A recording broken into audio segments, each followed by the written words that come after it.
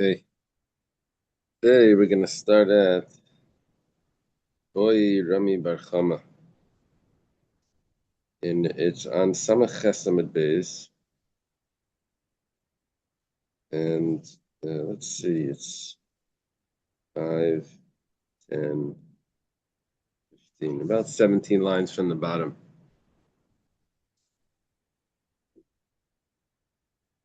On 68B. Yeah, we'll take a look over here what's going on. What's going to happen is we're going to have a bunch of different questions.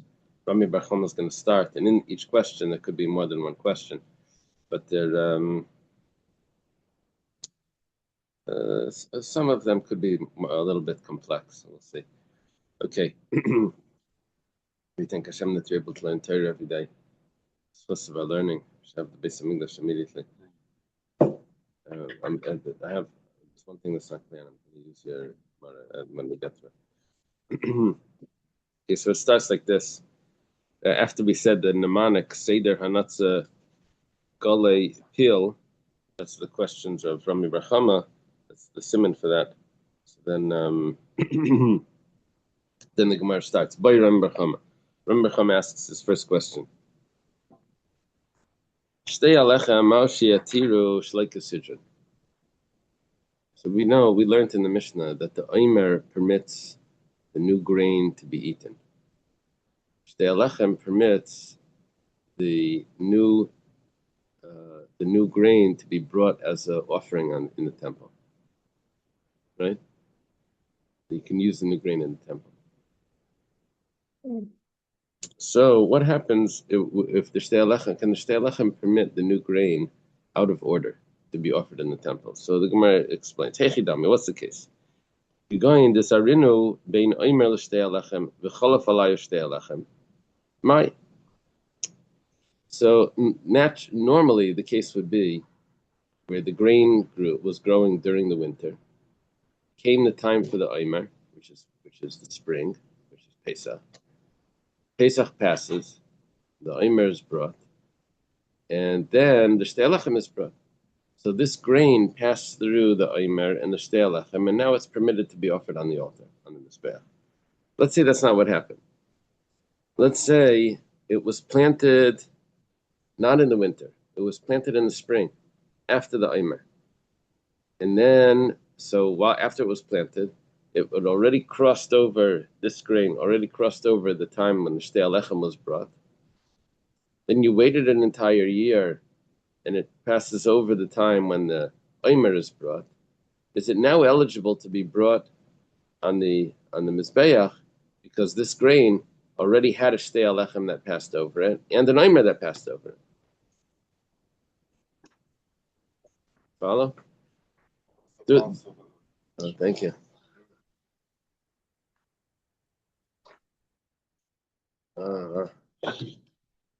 Beautiful. Yitzis, yeah. Organic apples. What is that? Oh, that's Levi Rudd's. Okay. So, do we say that it needs to be in order to be permitted? It means oimer first, then Shtei Alechem. Or in this scenario, we had a Shtei Alechem that passed over. This grain was planted before the Shtei Alechem, so a Shtei Alechem came after the grain was planted, and then the oimer came. Maybe it should already be permitted to come on the altar. What's it in? Kisidron Shayin. Do we only say that it becomes permitted because the oimer was brought first and then the Shtei Alechem? Shlei Kisidron Lei Shayin. But if it's out of order, it's not permitted. Or maybe this grain should already be permitted the following year after the oimer is brought, because you had both the Shtei Alechem and the oimer.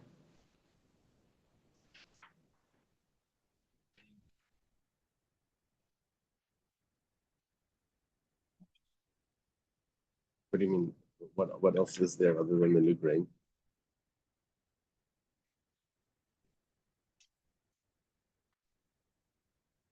There's fruit as well. He said that you were supposed to bring the bikurim for the Shtei Alechem. not the Aimer, the Shtei. I thought we said the Shtei Alechem would come in, but it said it was mutter. It was the ever. It was mutter even. That was just the din lachatchila, I think. Yeah. Yesterday we were talking about Nisachim, the wine that was brought. Oh, the wine that was brought before the Aimer is kosher.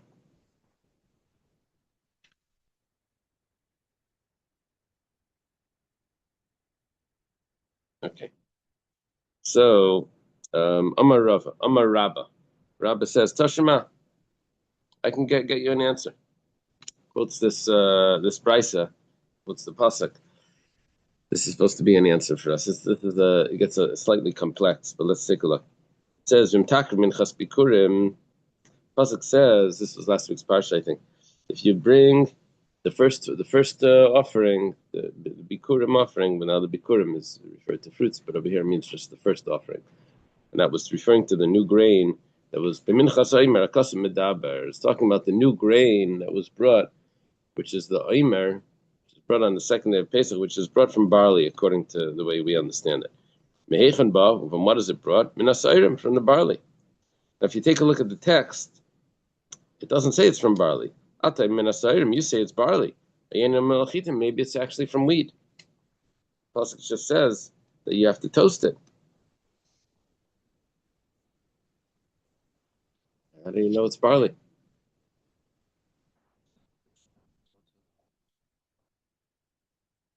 But how do you know? Where's going behind that? The background to that. So Rabbi Lezer explains. Nemar Aviv Mitzrayim and Nemar Aviv L'Deres. What happened was by the hail in Egypt, the hail came down and it broke the stalks of barley grain. It says because the barley was already in season. It was already full. However, the wheat was not broken because the wheat was still soft. When the hail came down, it was able to bend. Here, the grain was already strong, and so it cracked.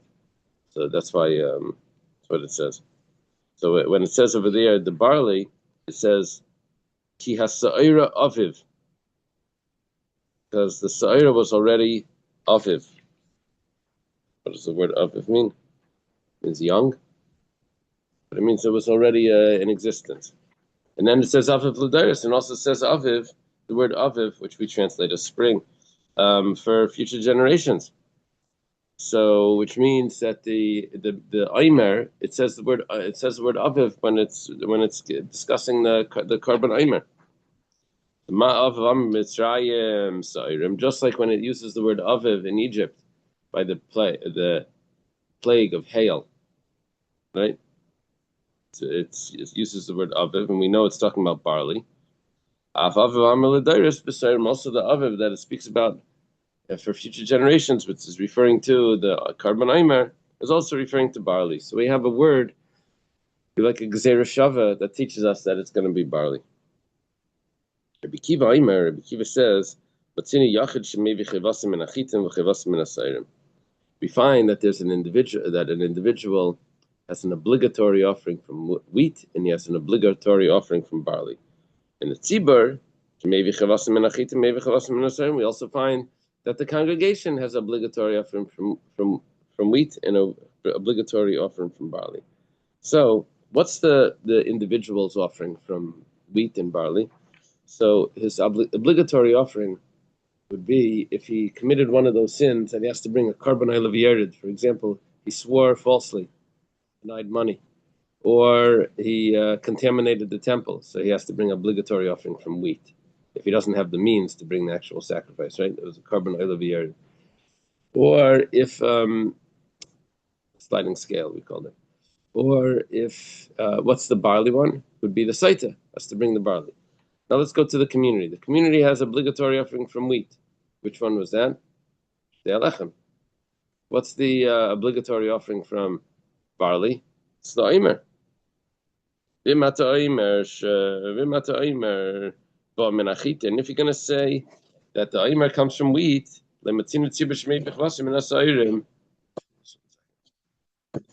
chair.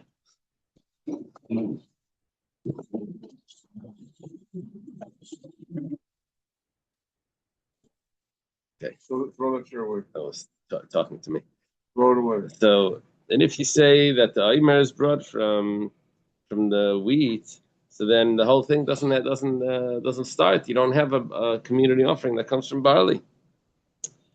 Okay, that's his proof that the Omer has to be from barley. Because of this comparison that we have to have a community offering similar to the individual offering. Davar acher, another pshat in this. Imata Omer ba menachitin. If you say that the Omer comes from wheat, ein shtei alechem bikurim, then the shtei alechem that's brought is not going to be called bikurim, because the wheat was already brought beforehand. Shtei alechem won't be the first offering of wheat, because the Omer was wheat. If you say the Omer is wheat, we don't say that. We say the Omer is barley. But if you would say it's wheat, then you're stuck. However, now we go back to answer the question. If you say that the shtei alechem actually permits out of order, that means that if the grain was planted after the Omer, before the shtei alechem, then the following year, the shtei alechem would permit it after the Omer. In other words, if it could go out of order, then it's possible that the shtei alechem, the Omer could be brought from last year's crop, and the shtei alechem will be brought from this year's crop. So it's still considered the new grain, even if they're both wheat. Because the first one would be brought from grain that was planted before the shtei alechem, and then the whole year went by, the whole winter went by, and then you brought it for the Omer. And the next one would have been planted before the Omer, and it comes to time for the shtei alechem, for the Shavuos, and you use that grain. So that's a newer grain. Let's take a look. And if we'll say that it's going to be permissible to use the grain that the shtei alechem was brought already, that the shtei alechem passed over when that grain was planted. So then it could be it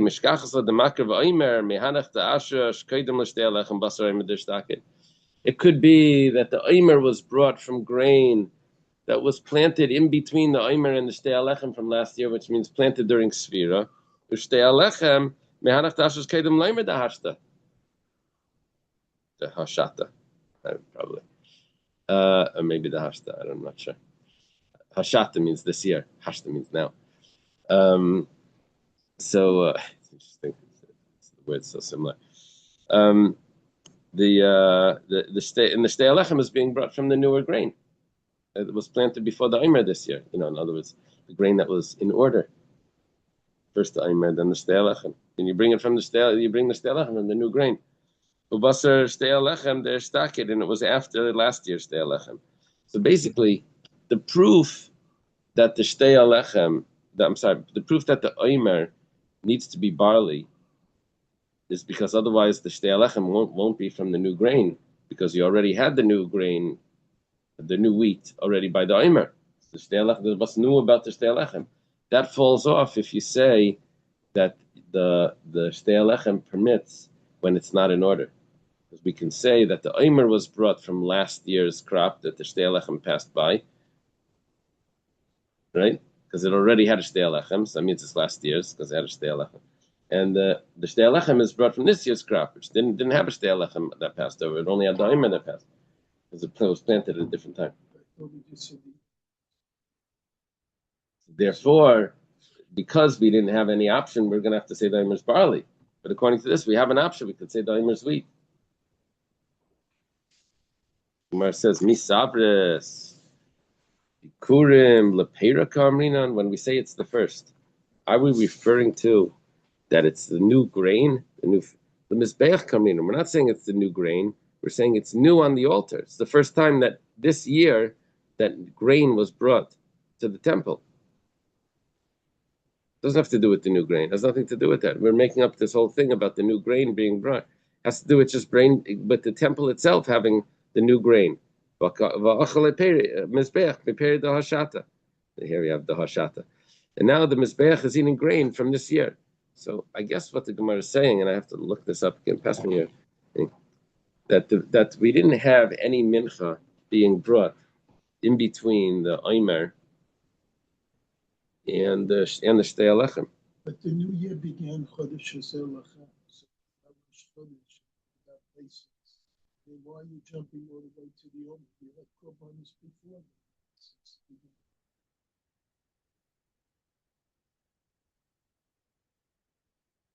New Year started. Just 1 second. He showed up and started firing questions.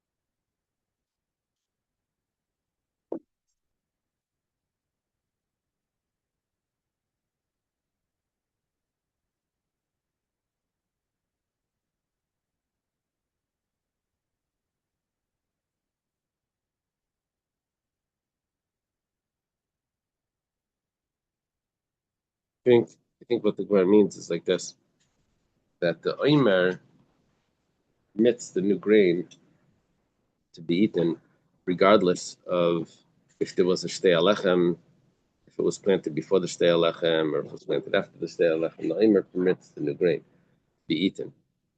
The Shtei Alechem is the first of that new grain that was permitted by the Omer to be permitted on the Mizbeach. Before that, you could have used the older grain. There's the people that eat Yashan, they have to wait for the Omer to eat the new grain. The Mizbeach is also makbid on Yashan, but the Mizbeach doesn't get allowed the new grain from the Omer. The Mizbeach is makbid on Yashan until the Shtei Alechem. And it has nothing to do with if it was planted before last year's Shtei Alechem or afterwards. That's what the Gemara is saying. They're saying that the Omer permits the grain for the community, and the Shtei Alechem permits. So basically, if the Omer was wheat, then in the Shtei Alechem was wheat, then it wouldn't be it wouldn't be permitted, because both of them, even if you would say, if the Omer was wheat and the Shtei Alechem was wheat, then, and you would try to tell me, well, the Omer was a different wheat. The Omer was the wheat that was planted before last year's Shtei Alechem. That wouldn't matter. That doesn't make any difference if it was if it was planted in the middle of last year in the summer, or if it was planted in the winter. Fact is, the Omer comes and permits the new grain to everyone, and the Shtei Alechem comes and permits. We're throwing in these other factors that aren't relevant. Okay. Oy Rami Bar Chama. Second question. How do we answer this question? Oh my We God. say that we didn't answer it. That's how we left off. We don't have an answer. Boy Ram Bar Chama, Shtei Alechem Hanatza Sharia Eichanata Sharia. This is a little confusing. Women There's don't two say stages, like two gesund. Women don't say like that. Big deal. This is like,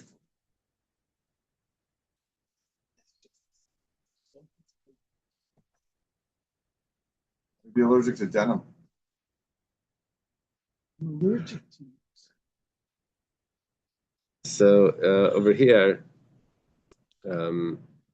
we learned, Hill brought this up, that the Shtei Alechem permits new fruit to be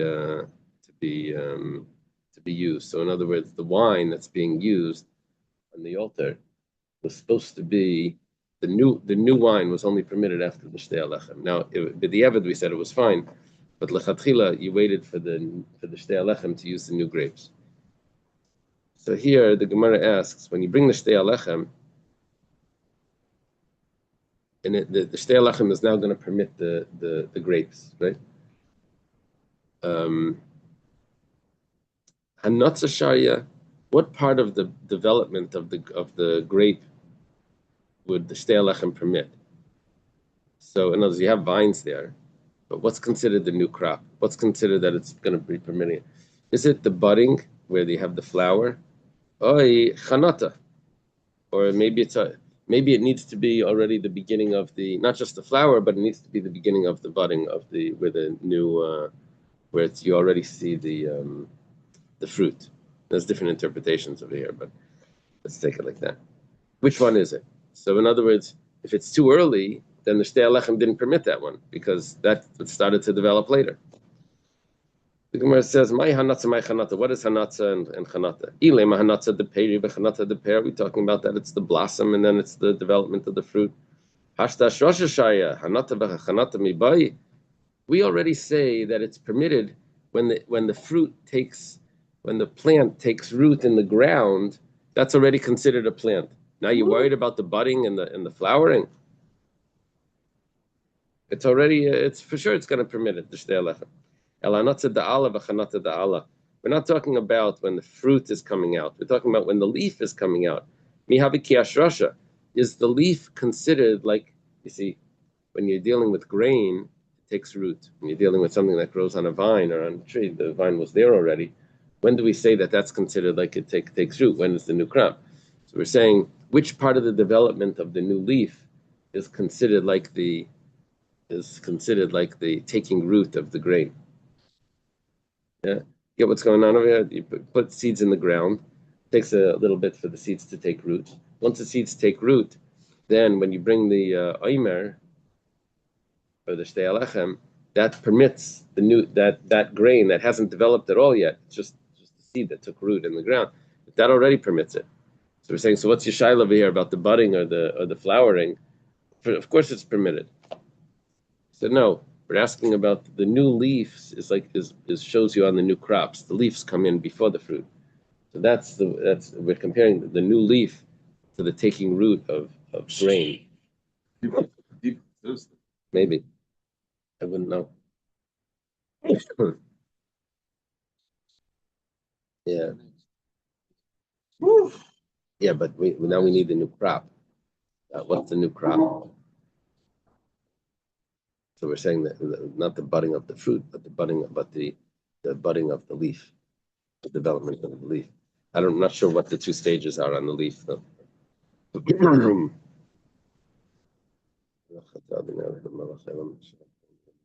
Amen. By Rava Bar Rav Chanan. Oh, we ended up over here with the Teku. Rava Bar Rav Chanan has a question. Chitin Shazarim Bekarka. We're going to get back to Rami Bar Chama's question soon. His other questions. Chitin Shazarim Bekarka. Let's say you planted wheat in the ground. Aimer Matirin, Ain Aimer Matirin. Does the Aimer permit it to be eaten or not? I say, hey, Chidami, what are you talking about? What are you asking? Why are you asking this question? This should be obvious. Ida Ashush, if the grain already took root, so Tanina, we learned in the Mishnah that's permitted. Ida Lay Ashush, if it didn't take root, Tanina, we learned in the Mishnah that's not permitted. So what's your shaila over here, planting grain? You already have it, exactly the two possibilities in the Mishnah. Ditanan, if the grain took root before the Aimer, then the Aimer permits it. Then love, Asur Aimer then you have to wait an entire year. It takes 3 days for it to take root. So you put it in the ground, Mamash Erev Pesach, it's not going to take root yet.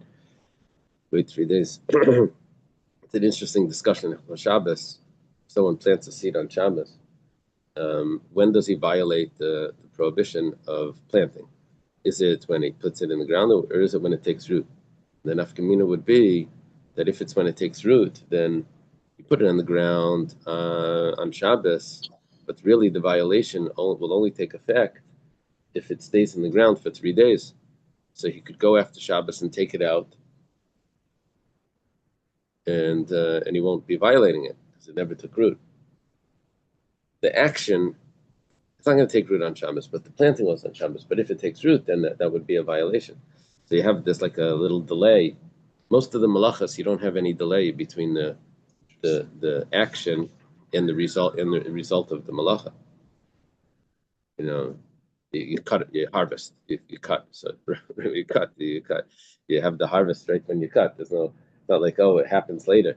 Here you put it in the ground, but it happens later. The planting takes root later. So there's an interesting question over there. What's the answer? It's machlekes. That's typically. And the difference is, nafkamina is if you can take it out on Shabbos, if the seeds could be muktzah. But if you don't violate it yet, so then maybe you could take it out on Shabbos. If you did violate it, then maybe, yeah. I saw the Pri Megadim asks about, it says, the Rambam writes that you get malchus if you make chametz on Pesach. If you own chametz on Pesach, you don't get malchus, because it's a lav shein by Maisa. You didn't do anything. It's just sitting in your cabinet. You're not going to get malchus just because it's sitting there. You have to do an action. But let's say you make chametz, you make dough, you make chametz on Pesach. So the Pri Megadim says, 1 second. Well, how do you make chametz? You have to put the water in, but you don't actually do an action. You put the water in. That's an action, but that's not chametz yet. It takes 18 minutes for it to become chametz. The chametz only takes place. So there's a delay between your action and the chametz. Is that considered an action when there's a delay like that?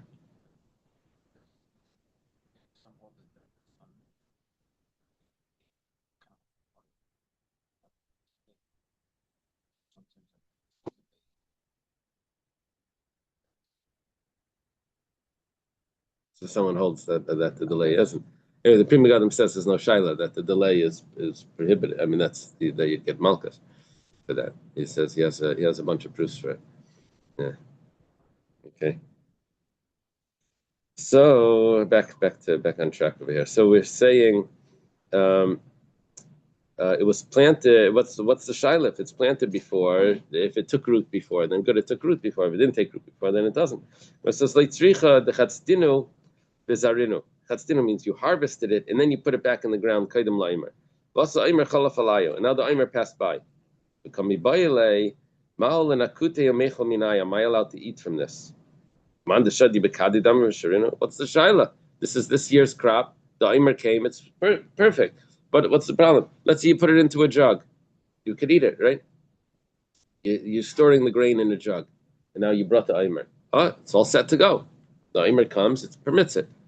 Over here, you put it into the ground. So the ground is another type of jug. Big deal. So the aimer came, permits it. Dilmar, maybe batal gabiara. Maybe we say no. Maybe we say that this grain was in the ground. It didn't take root yet. And we say that the aimer permits grain. This is the ground. It doesn't permit the ground. It doesn't permit seeds that didn't take root. And this is batal to the ground because you put it in the ground. Another question is, if you did the same thing, you put the wheat that you harvested in the ground, yesh l'mayna, yein l'mayna. You know, we have a rule that you're not allowed to overcharge. If it's overcharged by a sixth, then you have to return the overpricing. Is also on Pesach they apply this?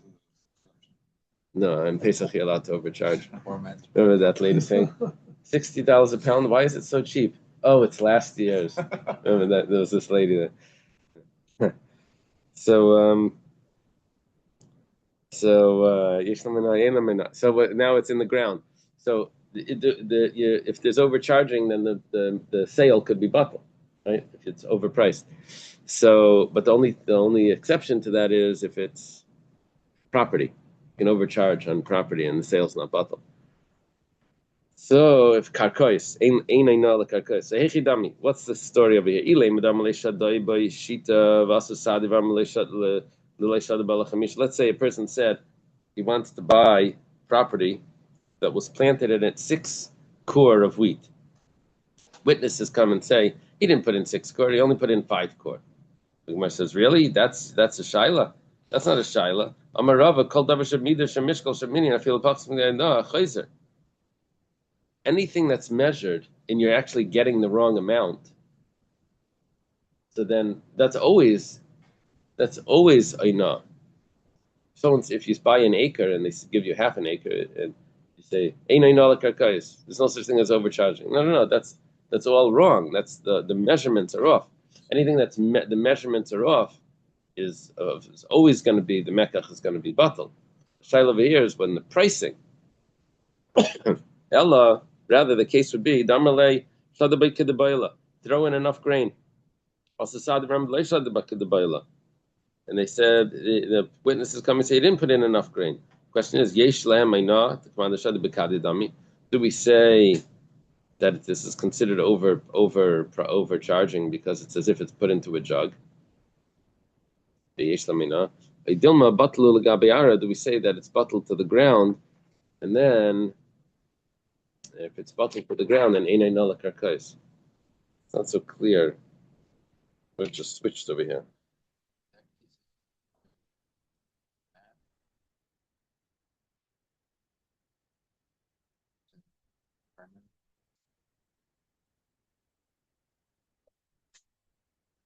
You know what this reminds me of? Tell us.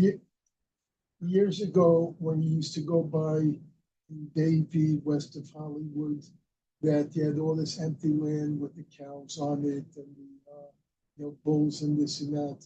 So people bought their land for whatever price they want to pay for the land. And the reason the cows were there is they would just grow grain and grass so that it became quote unquote agricultural land and not have to pay the taxes as if it was commercial land. Then eventually they removed the cows and this and that when they were ready, built the commercial products, and then they paid the real taxes. So they really wanted the land. Prove it. Not, this is what it was. They wanted the land. Prove it. But this is where they got away with it. So here it's the same kind of thing. If the guy wants the land, so there's no hana, it doesn't really make a difference how much grain is thrown on. Throwing nice landowners under the bus. I'm not going to let that happen on my watch. Farmers, ranchers. You ever want to own a cow? No. A ranch? How can you make a statement? So Hillel's asking here that he's buying land. Is he buying land or is he buying grain? He's buying land. Buying land, so ain't I know.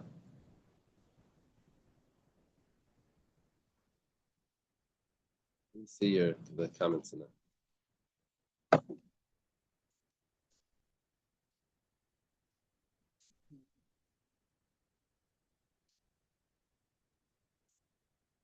I mean,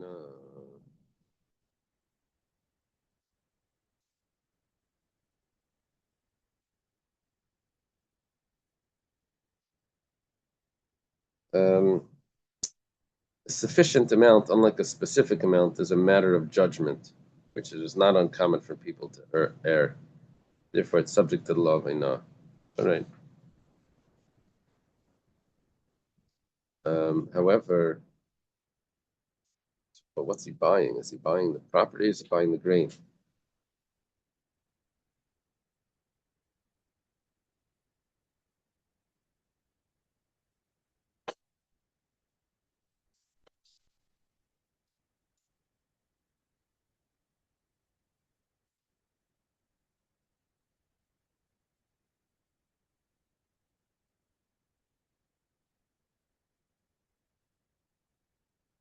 I'm selling you the grain, selling the grain, not the land. The seller planted grain in his field and then sold the grain, but not the field. That's the answer. Sold the grain. You have to go into the field, go into the soil, and take out the grain. Okay. Is it considered the property or is it considered the grain? That's the shaila. Next point over here. Nishban alayim, nishban alayim. If there's a claim that you gave it to me, you didn't give it to me. How much was it? So you have to take an oath. So we know the rule that nishban al karkais. You don't swear on property. The question is, this grain that's put in the ground, is it considered property or not?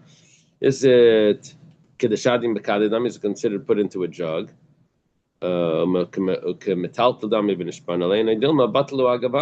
Or maybe we say that it's considered property. You don't swear on it, take it. So we leave that as a question as well. Rami Barchama's third question. It's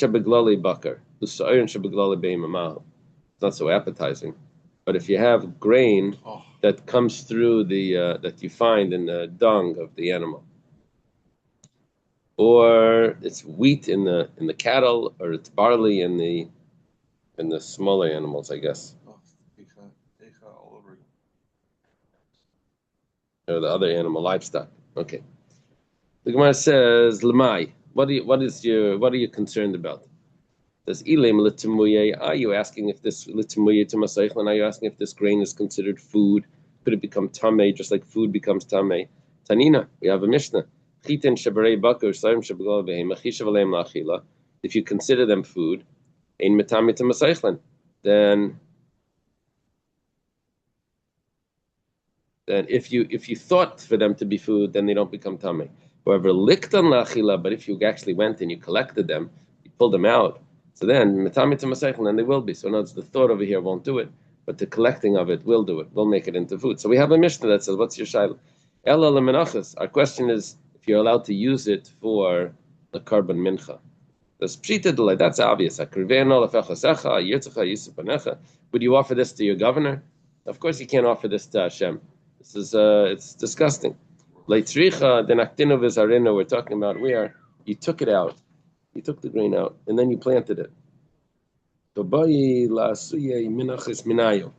you want to bring a carbon mincha from this that's planted, and then it grew new wheat.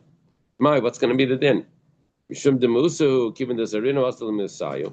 Do we say that the reason why it wasn't eligible to be brought as a carbon mincha because it was gross, it was disgusting? But now that you planted it, so it's not disgusting anymore, and you can bring the new crop.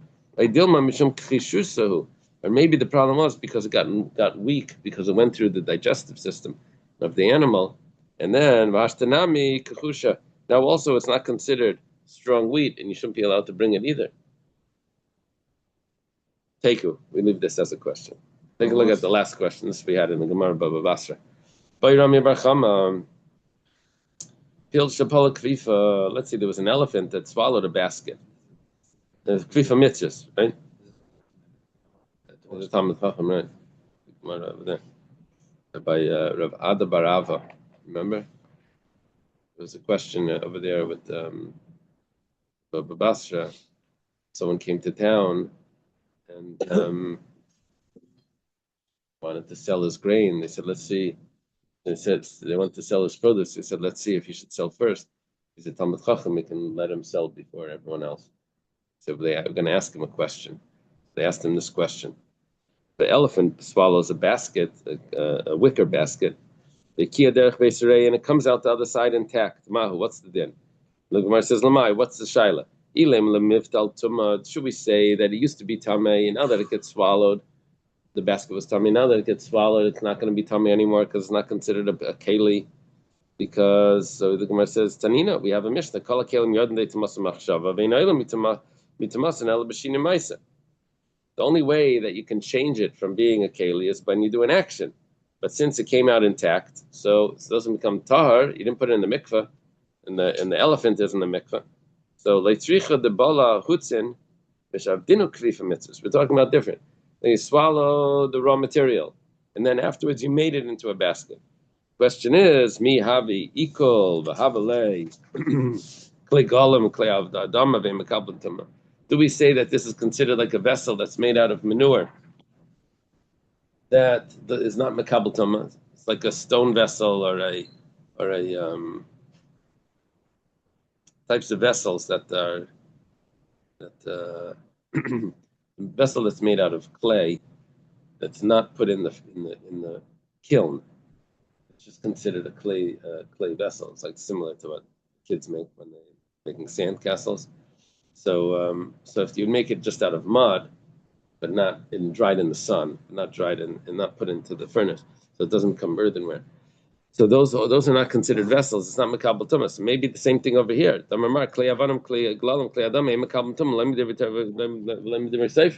rabbinically, it should be permissible. Or maybe say that it's not considered digested, and then it's considered just a regular wicker basket that went through some difficult experiences. But nevertheless, it's still a regular wicker basket. Where it says Tifshit leimi hadamar ula mishum Reb Shimon ben Yitzadek. let's try to answer this question from something that Ula said in the name of Reb Shimon ben Yitzadik. Reb Shimon ben Yitzadik was much earlier. He was a Tana. Ula's an Amir. He said, "Ma'ases shabalu zevim shtei tinaikas." Yeah. Let me read this the way your comment says. We just skip The this. story. Should we skip it? It's so sad.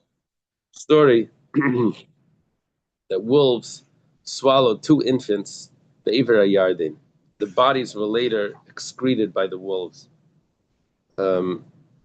Excreted whole.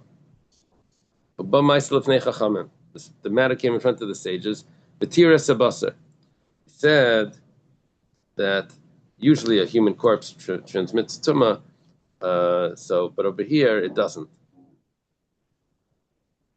When they were killed, then the infants would have given off tumah, but because they passed through the digestive system of the wolves, they don't transmit tumah anymore. So this is because it was become like dung, and dung isn't the flesh. So v'tir sabasa. So we see that whatever passes through the animal becomes considered digested. Gemara answers, Shani basar derachach. You can think about it. Shani basar derachach. We say that the flesh is different because the flesh is soft. So that's why you can't compare the flesh. The flesh was not considered like the human corpse because it passed through the digestive system of the wolves.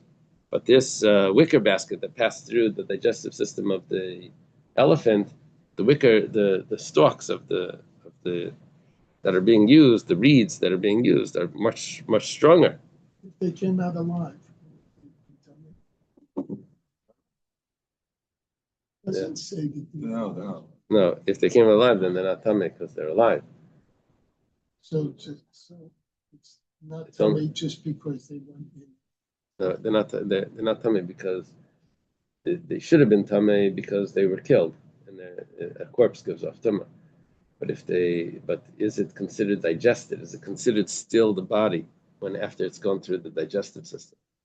Does it have to go and come out the other way? Yeah. Can it come back in? No, we're talking about it comes out the other end. Yonah came out the same. Right. Yeah, he was. You're alive. Yeah. So the Shani Basa Derachach. So the Gemara says, "Well, lifshit mi sefer." Maybe we can answer from what it says later in that Mishnah over there. It says, was that a Mishnah? It was a statement from Ula. It says, however, v'timu esat sames, but they said the bones are tummy. The flesh was not tummy, but the bones were tummy. So we'll say like this: that the bones were similar to the reeds that passed through. The bones are harder, and the bones are tummy. So the reeds should also be remain tummy. Should also be considered tummy, not clay if they should be susceptible to tummy. No, the bones are much harder than reeds. Can't answer from that. That's too much of a jump. Boy, Reb Zera. Reb Zera has an interesting question. Chitim sheyardu ba'avim.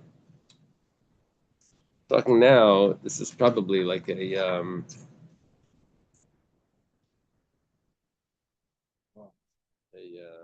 tornado, something. Somehow a storm went over a storm went over a boat that was full of wheat, and it ends up picking up the grain, the kernels of wheat. The next time it rains over the dry land, the wheat comes down in the clouds. So the Gemara says, "What's your shaila mahu? What's the deal?" And the Gemara says, "Lamai, what's the issue over here? Ila menachas, are you concerned about if it's eligible for a mincha?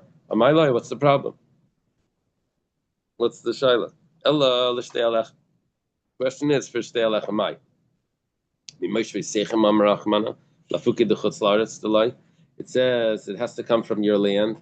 The 2 loaves of bread that are brought on Shavuos come from your land, and it can't come from chutz laaretz. It says okay, aval da'avim shaperdami, but it could come from clouds that are. It's not considered chutz laaretz. Maybe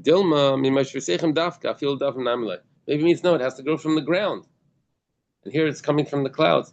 It's making it look like it's starting in the clouds, like that the clouds are producing it. And that doesn't fit with our story that it passed over a boat. In the first year, did they have Shtei Lechem? No, they weren't in Eretz Yisrael yet. So that then counted. Yeah, only when they went to Eretz Yisrael, they started. Okay, Umiya Kekai Gavna, is there such a story that it's possible that wheat should come down from clouds? It says in Kid Ade Taya. There was an Ade that was a Arab merchant. What was his name? It was Ade.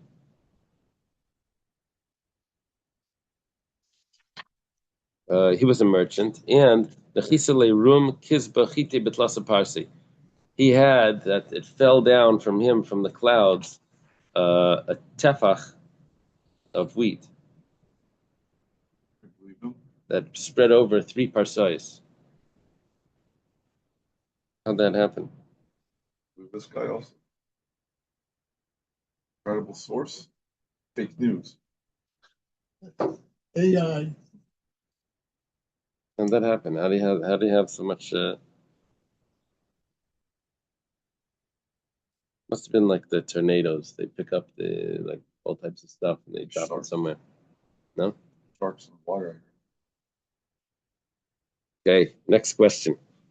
Boy Reb Shimon ben Pazi. She boila shevi a shlish kedem laimer v'akra. V'shasla la'achar aimer v'isifa. Bas ikar azlinan v'sharya aimer. Oh, yidilma bas v'tisefas azlinan v'adsheva aimer abba. What happens is, if the aimer is brought when the grain is in the ground, so because it already took root, all is good. Right, once it takes root, the aimer permits that new grain, even though it wasn't harvested yet, but it's still permitted. Over here, the grain grew, then he uprooted it. They brought the aimer. Okay, the aimer is going to permit that. Then he replanted it. When he replanted it, it grew more. So now, do I look at the new growth? We say, well, that new growth wasn't permitted by the aimer. Or do I look at the old growth and say that it is permitted? Or maybe go after the new growth that grew after the aimer. You have to wait for the following year. So tifshed laha lei mihad amar abavo amar Rab Yechanan yalda shesipcha bezkena. Let's say there was an older plant that a young plant got attached to it. Now, the way it works with trees or saplings is that you have to wait 3 years in order to eat the fruits. So you have the first 3 years is arla, and after that is neter avai, and then it's okay. So here you have one tree over here that has no problem with arla because it's an older tree.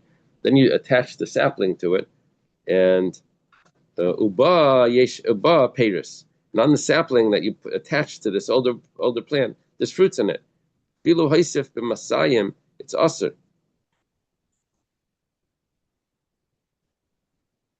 Is this like a graft of Yeah, Yeah. like the same species? So there's no issue.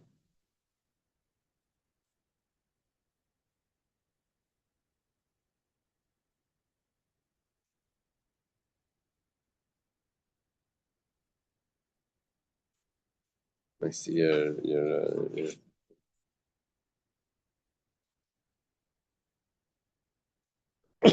yeah, our issue is not the grafting. The issue is the arla here. A young tree that was subject to the law of arla was grafted onto an old tree. And the fruit of a tree, okay. So say like this. Uba peris. The young tree had fruits on it. Oh, it had fruits at the time then it was grafted. Then afilu haisif b'masayim aser. Even if the fruit increased 200 times after the grafting, it's still aser. If it started off as arla, it still remains arla. Now, even though arla becomes batal b'masayim, so now it grew 200 times the amount that it was before, right? The James and the giant peach. So it grew 200 times the amount, and so it should be batal, the original arla. We don't say that. So va'amar Rab Shmuel bar Nachmani Amar Rab Yonasan batal shesaslu bekerem. Okay, so we'll say basically we're going to say that that it retains its status of arla, right? So Reb Shmuel Bar Nachmani says name Rabbi Yonasan Batzel as is an onion that was planted in a kerem in a vineyard, which is a problem of kalayim. Benekar kerem, but the vineyard was then uprooted and the onion continued to grow. So now it was onion was originally aser, right? Anything that grows in a vineyard is aser. Even if it increased 200 times, which also kalaya kerem is also batal 1 in 200. So now that it's 200 times bigger, it's a massive onion. We don't have storybooks about big onions. Not yet. Not yet, right? So, but it's still going to be aser. It retains its original status. So the Gemara says this. So this should be a proof back to us, right? It should be a proof back to us that the grain that was put in a shlish for the Eimer and now was put in afterwards, we're going to say that should be permitted. Should be permitted because it should retain its original status. We don't view what grew later. The Gemara says no, it's not a good proof because he gufa kami baile. This itself was Reb Shimon Bar Pasi's question. When we made those statements about the sapling that gets attached to the tree, or about the onion that was in the vineyard, were we making an absolute statement that you always follow the original, and therefore whether it's lakula, whether it's lachumra, or you see over here what comes out over there what comes out is that we were being strict. We were saying that it's usher. Over here what comes out is we want to be lenient. So is it the reason why they said it's usher because they don't know the answer? So they said that let's be strict because we don't know the answer. Over here we're going to be lenient. It's because we're definite about the answer. That we don't know. We don't know that it was 100% definite that we could be lenient. It leaves this as a takeover. Oy Rabba has a question. Let's say you had this story where you planted the wheat, then you took it out after it grew a third, and then you put it back in the ground. Then you meiser mai. I'm sorry, change it to Rava. Okay. Then in meiser mai, what's going to be the din regarding tithing? Echidami. What's the story? Going damdinu. Basvinu. You estimated how much you have to take, and then you took the meiser. B'shaslinu v'sifalei. Then you planted it again, and it grew more. Imtim tzaleimar layas linan basarek. If you don't follow the original, but they sefes by Yasuri, and now you have to take meiser off the new part that grew. That would be the lechumra. So Iker mai. So you have to now take meiser off the original again. Leabaya, mashtim kolchit v'sari dalma. Well, this is exactly like every time you plant.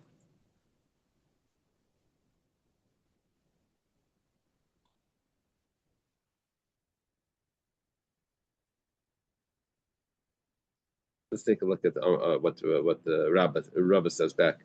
Amalei says back, when you plant wheat in the ground or barley in the ground, because it rots and it grows now new grain, so you have to take meiser from the new grain. That's because the old grain the seed that you put in the ground rotted. Something that you put in the ground which it doesn't rot and it stays there. What's going to be the din? What's an example of something like that? Well, I think maybe like garlic and onion. I think you put it in the ground and it just grows like more full. But here, our example is French cheese. Our example here is that it's grain that already grew, which is not rotting. It's just continuing to grow.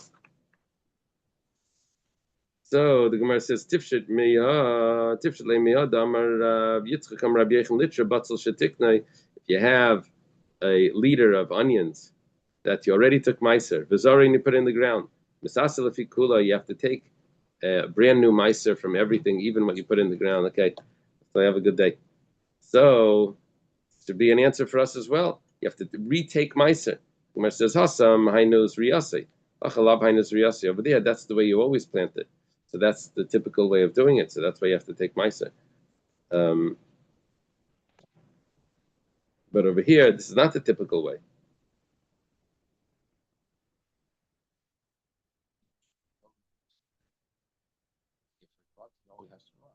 No, here you planted it, you took it out, and you put it back in. You took Meiser in the meantime before you put it back in. Now it grew a little more. You have to take Meiser on everything because it increased. You already took Meiser on. Okay, Amalei Rab Chanina Bar Binyumi La'abaya Atzit Sheinenakav Mahu. A new question. He has a flower pot that doesn't have a hole in it. What's going to be the din? It says, I loinakov aloinakov. If it doesn't have a hole in it, so then it's going to be potter because it doesn't have a hole. You see the difference. If a flower pot that has a hole, it's considered part of the soil. If it doesn't have a hole, it's not part of the soil. So the Gemara says, Dilma chazer v'nikar karmen. Maybe what your question is that it started off growing without a hole, so therefore it's potter from Meiser. But then you made a hole in it and it grew a little more. So what's going to be? Do you follow the base, the original, or do you follow what grew later? It says hacha. Can't compare it to what we learned before because hacha chadas riyah. Here you didn't replant it. The only thing you did was a chaburi huda mechaber. The only thing is you attached it to the ground, and then it continued to grow. Awesome. Stays riyastin over there was two different plantings. So I'm not going to use it. No, because I have to have a hat, a jacket. Okay. Trust Over me, here there were two plantings. If two plantings, that's a different shaila. Over there was one planting. We would say that it would be potted, but over here it's you planted it again. Maybe you have to take a new. You have to take meiser. Okay, let's leave it. We're up to Bayra Bavo. Okay. Shukayach, everyone. Have a good day. Mazel tov.